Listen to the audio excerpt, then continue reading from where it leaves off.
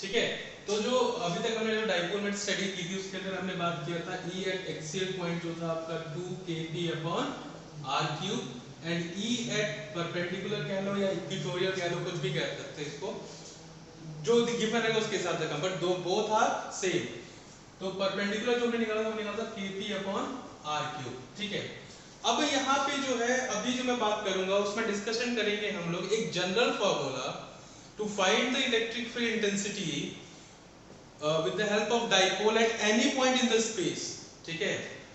General formula भाई यहाँ पे डिराइव करेंगे, general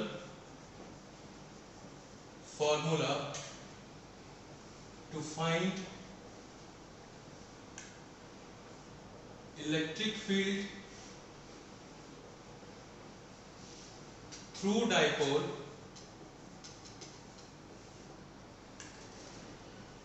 at any point in the space। मतलब एक ऐसा फॉर्मूला डिराइव करेंगे जिससे कि जो है हम अगर एक्सियल पे निकालना हो किसी भी पॉइंट पे तो वो भी कवर अप हो जाएगा, प्लस अगर हमको परपेंडिकुलर कहीं निकालना हो तो वो भी कवर अप हो जाएगा। क्योंकि मान लो सिर्फ कंडीशन ये नहीं है ना कि अगर हमारे पास एक डाइपोल दे देती है तो हमको पता है बड़ा आसान है, ये -q, ये जो है आपका +q, ये डिस्टेंस ये डिस्टेंस ये।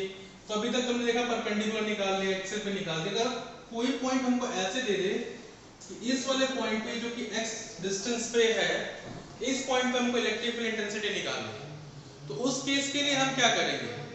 तो उस केस के लिए हम लोग जो है एक जनरल फॉर्मूला डिराइव करते हैं जिसमें कि ये सारा जो भी ये एंगल बना रही है एंगल कवर अप हो जाए, प्लस इसका एक्सियल कंडीशन जो है वो कवर अप हो जाए। ठीक है।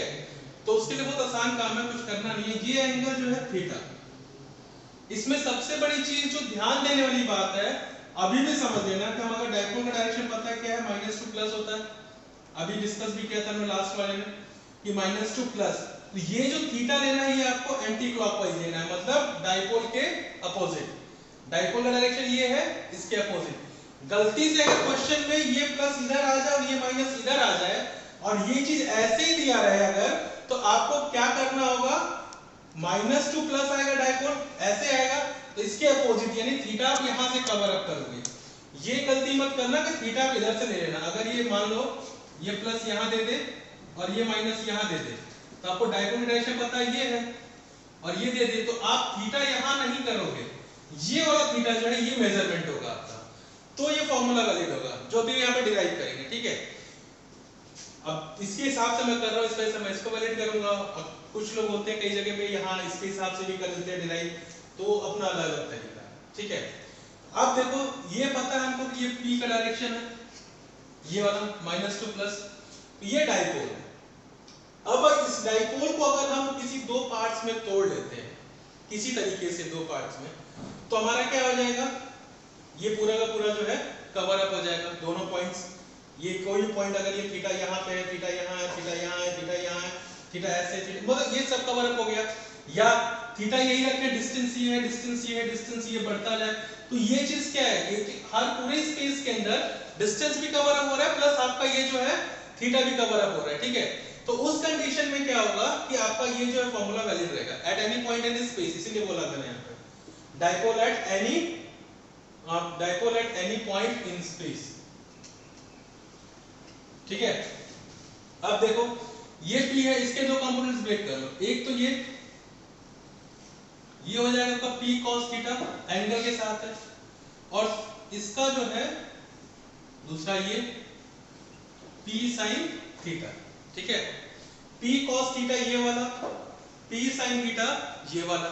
तो ये cos थीटा यहाँ कवर अप हो गया और sin थीटा यहाँ कवर अप हो गया। अब इससे क्या फायदा होगा ये देखो। अब इस डाइपोल को आप छोड़ दो, क्योंकि हमने इस डाइपोल के दो कंपोनेंट फाइंड कर लिए, एक cos थीटा वाला और एक sin थीटा वाला।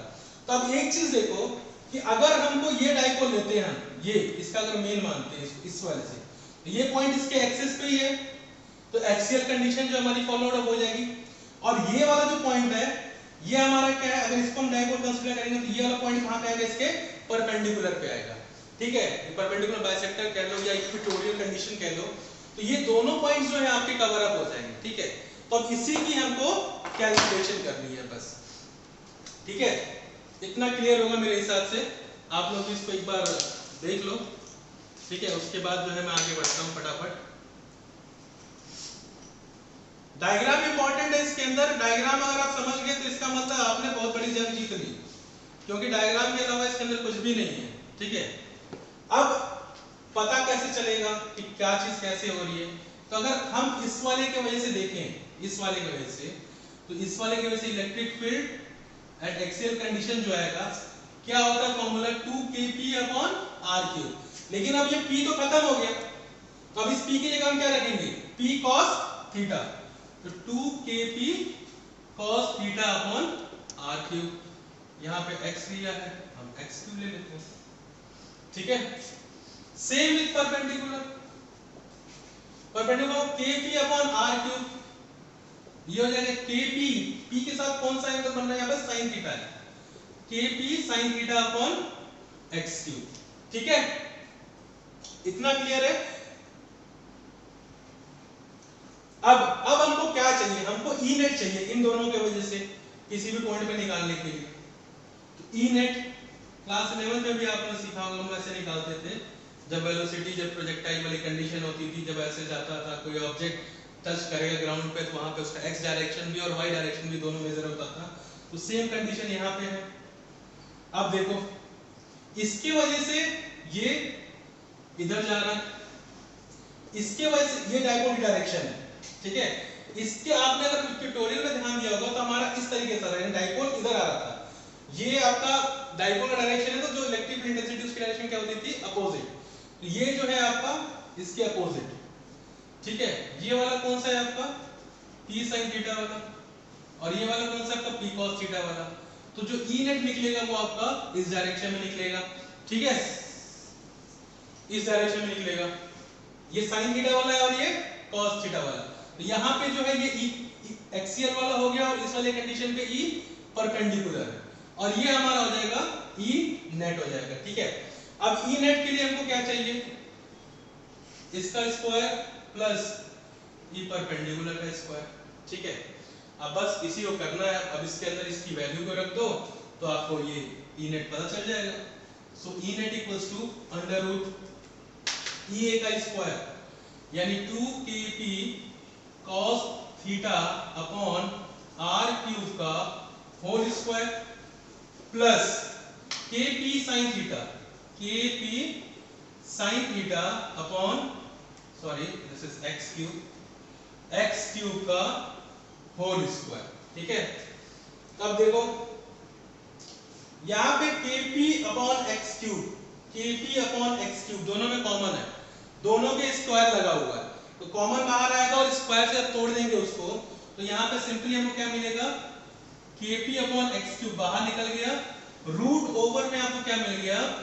2 cos थीटा का whole square plus sin theta का होल स्क्वायर, ठीक है। अब इसको मैं यहां कर रहा हूं, ठीक है। 2 cos थीटा का whole square plus sin theta का होल स्क्वायर, बहुत आसान है, कुछ किया नहीं है, बस यहां जो kp/x³ बाहर, kp/x³ बाहर, दोनों पे स्क्वायर लगा हुआ है, यानी kp/x³ का होल स्क्वायर बाहर आ गया, रूट लगा हुआ है, तो रूट से स्क्वायर को जब बाहर निकालेंगे तो सिर्फ क्या बचेगा? kp/x³ बचेगा, ठीक है। अब देखो, अब तो इक्वेशन बहुत इजी होगी। ई नेट kp/x³, अब ये करोगे तो ये क्या हो जाएगा? 2 2 जा 4 अंडर रूट में 4 cos स्क्वायर थीटा प्लस ये क्या हो जाएगा आपका? sin square theta plus sin square theta, ठीक है। अब देखो, थोड़ा फॉर्मूला बनाने के लिए अगर मैं यहां से एक cos स्क्वायर थीटा ले लूं तो cos square theta plus sin square theta क्या होता है आपका? 1 होता है। तो मैं इसको तोड़ देता हूं, 3 cos square theta plus cos square theta plus sin square theta, ठीक है। अब आपके पास जो बच के आएगा value, cos square theta plus sin square theta is 1, so it should be 1 plus 3 cos square theta. So this is your E net. ये है आपका electric field intensity formula, general formula to find electrical intensity with the help of dipole at any point in the space, किसी भी point पे। अब इसकी validity की बात करूंगा, तब तक आप पहले इसको उतारो, ठीक है, उतार के इसको समझो, और प्रैक्टिस करना तो बहुत आसान है, कुछ खास हार्ड नहीं है ये, ठीक है।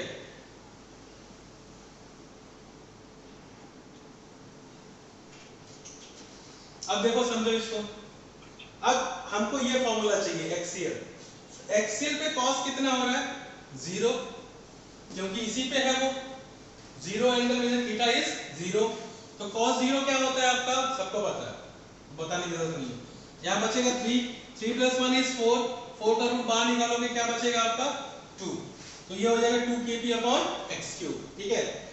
अब ये जो इक्वेटोरियल कंडीशन है, इसमें थीटा कितना है आपका 90, ये कहानी खत्म, 90 की ये कहानी खत्म हो गई, ये खत्म, बचा रूट 1 का रूट क्या निकालोगे 1 आएगा, अगेन क्या बचे kp अपॉन x क्यूब, तो परपेंडिकुलर भी आपका आ जाएगा kp अपॉन x क्यूब, ठीक है। तो एक ही फॉर्मूले से अब एंगल पे डिपेंड करेगा किस एंगल पे वो पूछ रहा है, 60 में पूछे तो 60 रख के निकालो, 120 पूछे 120 रख के निकालो, बट एक चीज जरूर ध्यान रखना है कि क्वेश्चन में दे क्या चीज रहा है, डायपोल की कंडीशन माइनस प्लस ये इसी डायरेक्शन में रख रहा है या प्लस और माइनस ऐसे चेंज कर दिया है, तब आपका जो है ये एंगल का जो डायरेक्शन है वो बदल जाएगा, क्योंकि जब ये माइनस और ये प्लस है तो हम कैसे ले रहे हैं थीटा एंटी क्लॉकवाइज, लेकिन अगर ये माइनस और ये प्लस हो जाएगा, ये माइनस और ये प्लस होगा तो क्लॉकवाइज हो जाएगा, थीटा डायरेक्शन इज क्लॉकवाइज। वो आपको बहुत ही ध्यान रखना पड़ेगा क्वेश्चन करते समय, क्योंकि कई बार ऐसा पूछ भी देता है।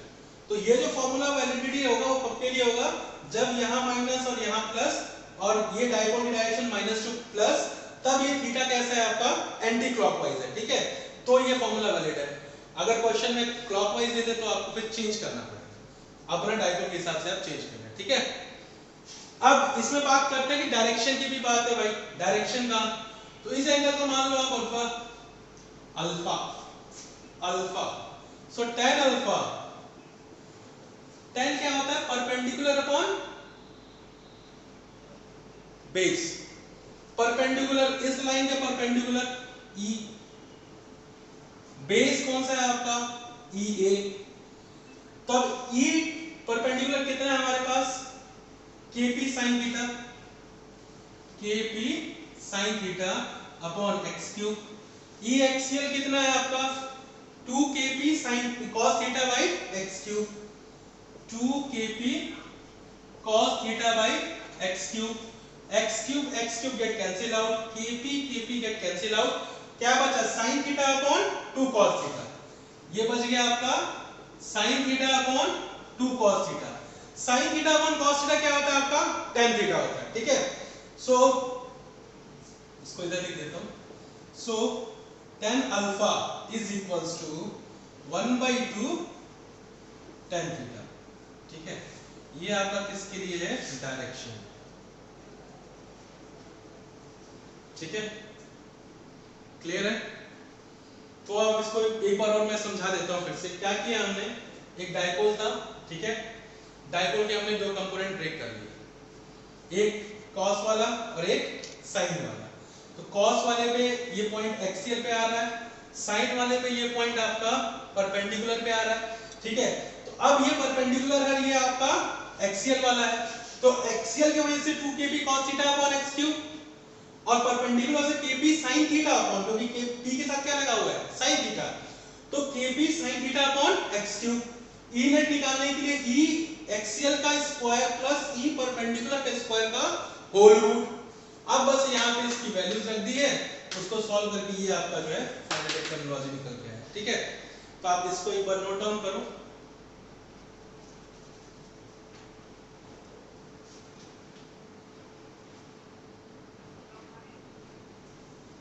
चलो हो गया, ठीक है। अब आगे बढ़ते हैं, फटाफट 2 टॉपिक और करते हैं आज, जल्दी जल्दी, चलो। अब अगला बात करते हैं इसमें टॉर्क का, टॉर्क कि आखिर में टॉर्क होता क्या चीज है, टॉर्क सबने पढ़ा हुआ है, टॉर्क मतलब क्या, force into perpendicular distance, force into perpendicular distance. तो यहां पे हम क्या करेंगे, यूनिफॉर्म इलेक्ट्रिक फील्ड का लेते हैं।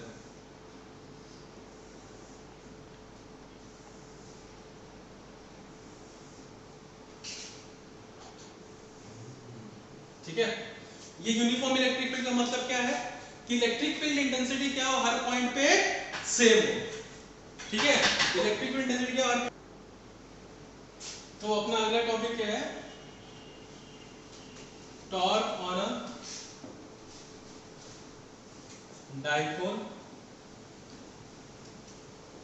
प्लेस्ड इन अ यूनिफॉर्म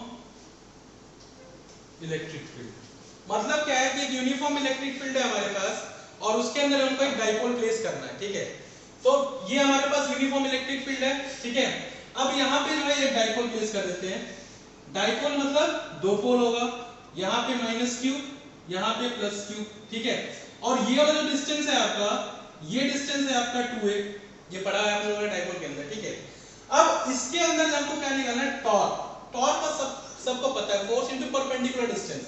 तो सबसे पहले एक चीज देखो कि ये जो +q वाला है, ये इसके फील्ड के डायरेक्शन में, तो ये क्या करेगा, इधर की तरफ आना स्टार्ट होगा। तो इस पे जो फोर्स लगेगा, इस पे जो फोर्स लगेगा वो क्या लगेगा, +qe। इस पे जो लगेगा ये लगेगा -qe। ठीक है, अब अगर इस हिसाब से देखो तो नेट फोर्स तो 0 हो गया। बट नेट फोर्स की 0 कंडीशन भी क्या है कि जब दोनों के दोनों क्या हो, एक ही लाइन ऑफ एक्शन पे हो। लाइन ऑफ एक्शन का मतलब क्या कि दोनों एक ही लाइन पे हो, स्ट्रेट लाइन ऐसे लाइन हो, एक यहाँ पे हो एक यहाँ पे हो, तो दोनों फोर्स अपोजिट डायरेक्शन में काम कर रहे हैं, तो नेट फोर्स 0। बट यहाँ पे क्या है, इसका लाइन ऑफ एक्शन ये है, इसका लाइन ऑफ एक्शन ये है, दोनों जो है यहाँ पे डिफरेंट लाइन ऑफ एक्शन पे काम कर रहे हैं, तो इस वजह से यहाँ पे नेट फोर्स जो है वो 0 नहीं होगा। तो उसके लिए हम यहाँ पे क्या यूज करते हैं, टॉर्क। इसलिए हम यहाँ पे एफ नेट नहीं निकालते हैं, क्योंकि अगर हम एफ नेट निकालेंगे तो इट शुड बी 0 अगर एक सेम लाइन ऑफ एक्शन पे हो तब, लेकिन यहाँ सेम लाइन ऑफ एक्शन पे नहीं है। सो therefore the torque is force into perpendicular distance.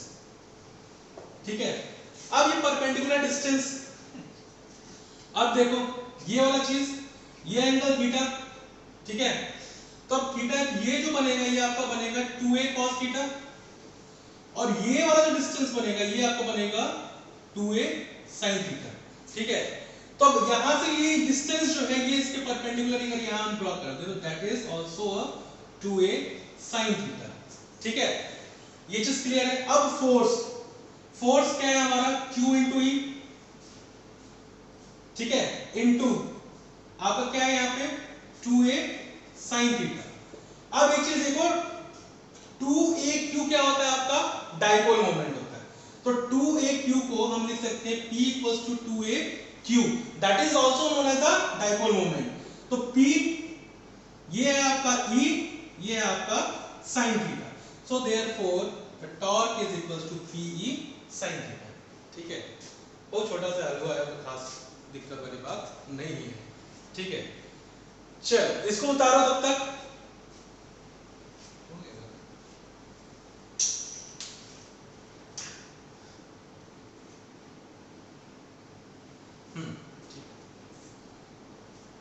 ठीक है, तो आज के लेक्चर में इतना ही, बाकी जो है हम अगले लेक्चर में करेंगे। अगले लेक्चर से हम गॉस लॉ स्टार्ट करेंगे, that is very interesting topic and you should have to watch all the videos, because अगला जो लेक्चर आने वाला है वो बहुत इंटरेस्टिंग है और बहुत ही मजेदार है, मजा आएगा उसको करने में, because Gauss law is very बड़ा। अभी कुछ बताऊंगा नहीं उसके बारे में, कुछ भी नहीं बता।